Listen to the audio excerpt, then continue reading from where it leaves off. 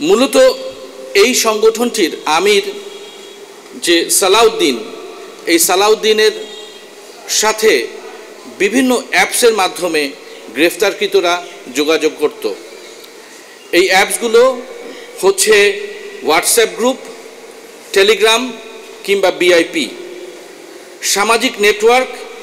এর মাধ্যমে তারা অত্যন্ত গোপনীয়তার সাথে এসব নিজেদের মধ্যে আলোচনা সারত এবং নেতৃবৃন্দের সাথে তারা যোগাযোগ করত। এই সংগঠনটির মূল উদ্দেশ্য হচ্ছে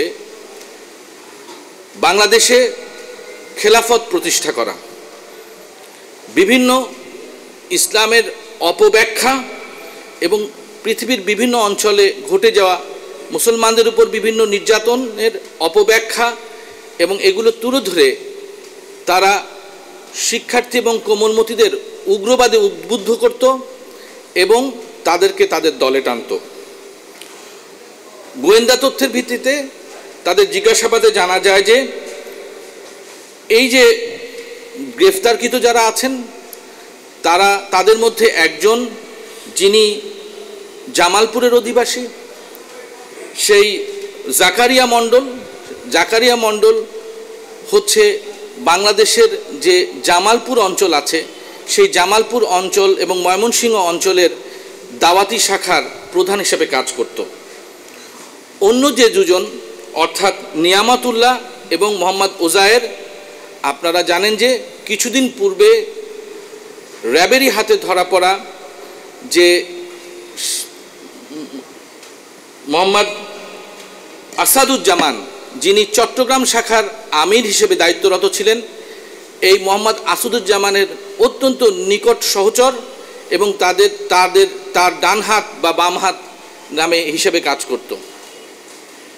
এই যে গ্রেফতারকৃত জাকারিয়া মণ্ডল এবং নিয়ামতুল এবং ওজায়ের, তারা তিনজনই মাদ্রাসায় অধ্যয়নরত।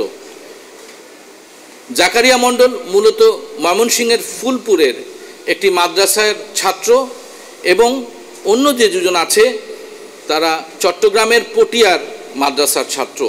আমি আগেই বলেছি যে অতি সম্প্রতি র্যাব 7-এর কাছে গ্রেফতারকৃত যে মোহাম্মদ আসাদুজ্জামান এবং এই নিয়ামতুল্লাহ এবং ওজায়ের একই মাদ্রাসায় পড়াশোনা করেছে।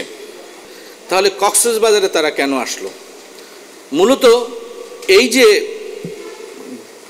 নতুন একটি জঙ্গি সংগঠন নাম, যার আল শাহাদা অথবা শাহাদাত, আসলে সেটা হচ্ছে আনসার আল ইসলামেরই নামেও একটি নতুন অঙ্গ গোষ্ঠী।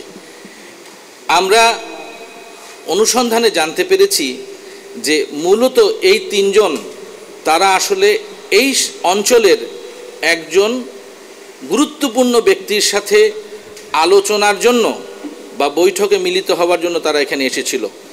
আভিযানিক গোপনীয়তার কারণে আমরা সেই নামটি আপনাদেরকে এই মুহূর্তে জানাচ্ছি না। এর জন্য আপনারা জানেন যে কিছুদিন আগে পবিত্র ঈদুল আজহার ছুটি ঘোষণা করা হয় এবং তারা তিনজনই কিন্তু দুইটি মাদ্রাসার ছাত্র।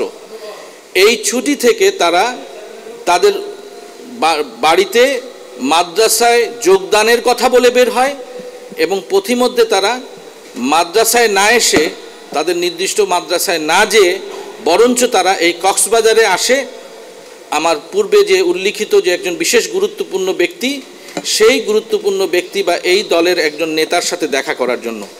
এবং গতকালকে মূলত এরকমই একটি বৈঠকে তারা মিলিত হয়েছিল যখন র্যাবের গোয়েন্দা দলের হাতে তারা ধরা পড়ে। ধন্যবাদ। কক্সবাজার এলাকার চৌফলদণ্ডি এলাকার থেকে তাদেরকে গ্রেফতার করা হয়েছে।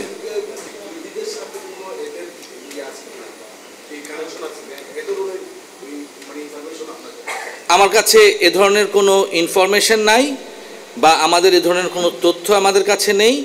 তবে যেহেতু আমরা আরও অধিকতর তদন্তে যাব, আমি আশা করি যে সকল তথ্য আমাদের কাছে বের হয়ে আসবে।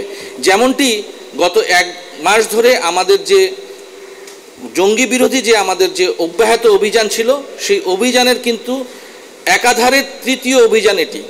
প্রথম অভিযানটি হয় আপনারা জানেন ঢাকায় এবং নারায়ণগঞ্জে, পরবর্তী অভিযান হয়েছিল চট্টগ্রামে এবং সেই সূত্র ধরে তৃতীয় অভিযান হচ্ছে আজকের এই কক্সবাজারের অভিযান।